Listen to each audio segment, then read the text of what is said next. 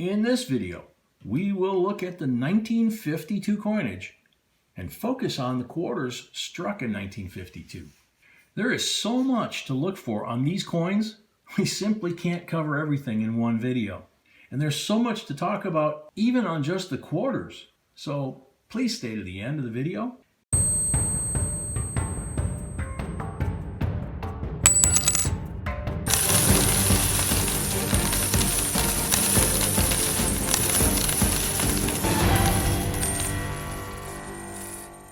Hey YouTubers, this is J&B from JB Coins.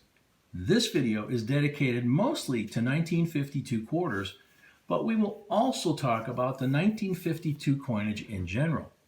From time to time, you can find these coins in circulation, and you obviously can buy them on the secondary market as loose coins or in 1952 coin sets. You might also have them in your collection. So knowing their recent values and what to look for is very important. If you like this topic or any topic related to coins and currency, please consider subscribing. Also, thank you for liking and sharing our videos. It helps our small channel to grow. Now, going back to our video, the coinage of 1952 for people living in that era wasn't anything special. The mintage of coins was pretty much typical. Wheat pennies were in use in daily transactions. Indian head pennies were still in circulation but disappearing slowly since many were being hoarded or collected. In 1952, the U.S. Mint struck for circulation the Benjamin Franklin half dollars, the Washington quarter dollars, and the Roosevelt dimes in silver. The Jefferson nickels in copper nickel composition, and wheat pennies in 95% copper, 5% tin and zinc. There were no dollar coins struck that year. Actually, there was no dollar coin struck between 1936 and 1970. In 1935, the U.S. Mint issued the last peace dollar, and in 1971, the first Eisenhower dollar. So there was a huge gap between them, not counting the very controversial issue of the 1964 Denver peace dollars, of course. In 1952, the U.S. Mint also released the Washington Carver coin, a very collectible commemorative half-dollar coin struck in silver. So now, let's talk about the 1952 quarter-dollar coins.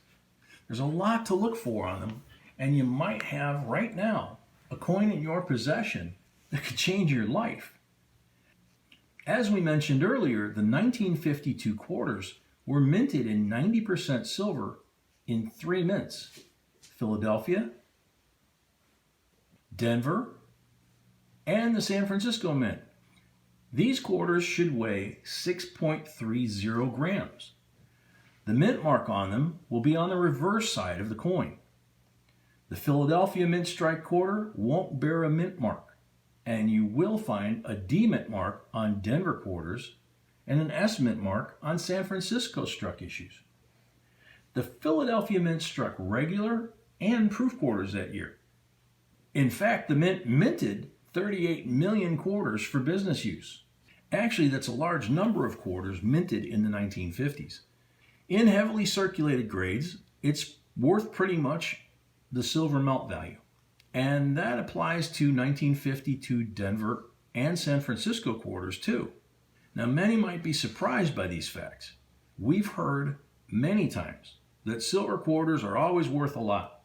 Well, it's not entirely true. In about circulated condition, or AU, the price of a 1952 P quarter goes up to $60. The good money is only in higher mint state grades. Remember, this quarter was used by many in daily transactions, so finding it in better condition is not easy. The highest grade known for this quarter is MS68, and this coin sold at Stack's Bowers for $2,400. It's also the latest sale of this quarter.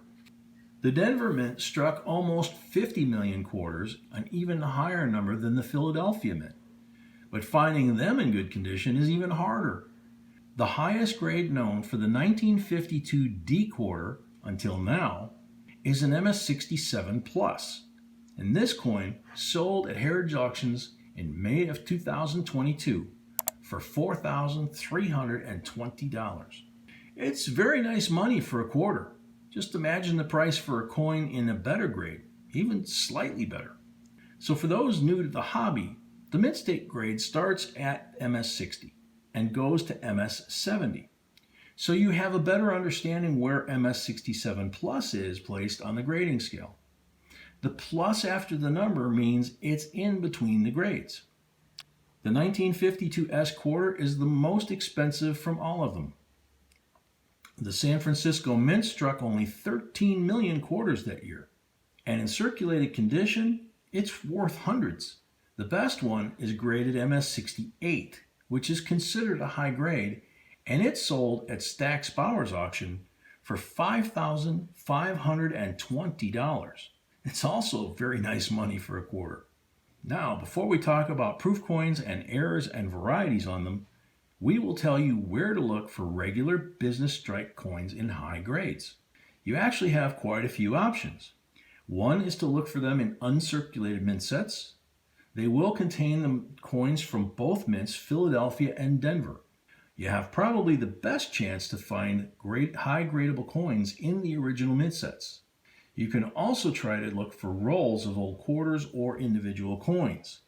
Many people break the sets and sell individual coins since they can get more money selling their sets this way. In any event, you will have to pay a premium for these coins or sets. You need to look for them at coin shops, coin shows, estate sales, or during our live auctions, which we have 3 to 4 times a week.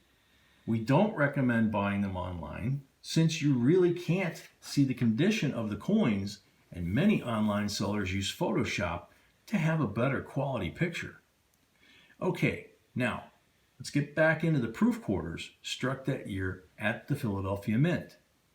These coins back in 1952 were sold in proof sets, and you can still buy them this way on the secondary market.